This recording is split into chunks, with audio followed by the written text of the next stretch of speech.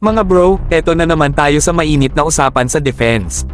Si Defense Secretary Gilberto Teodoro mismo ang nagpatunay sa ating mga naunang hinala.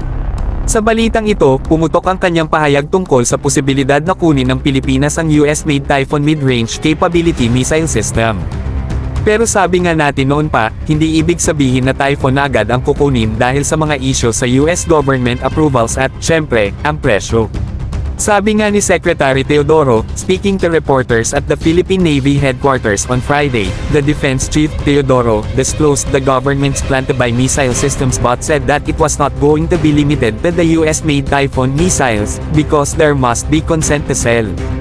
Mga bro, malinaw na hindi lang tayo umaasa sa isang bansa, we're keeping our options open para sa pinakamagandang deal. Ito pa mas solid mga bro, sinabi rin ni Teodoro, we are planning to have such kinds of capabilities. I'm not saying the Typhoon, I'm saying such kinds of capabilities. Ibig sabihin, hindi lang Typhoon ang nasa radar natin, ang goal ay mid-range capabilities na kayang magbigay ng matinding deterrence laban sa mga banta. Kumbaga, we're not just playing checkers here, we're playing chess. At sa laro ng depensa, importante na marami kang as na nakaredy sa kamay. Pero ito ang tanong, magiging successful kaya ang mga efforts nina Senator J.B. Ejercito, Senator Ronald Bato de la Rosa, at Senator Mig Zubiri sa pagpapanumbalik ng 10 billion pesos na kinalta sa AFP Modernization Program para sa fiscal year 2025.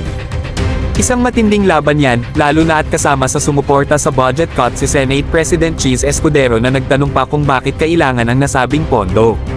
Aba mga bro, may halong politika at pagtatansya ito na nakakaapekto sa seguridad ng bansa.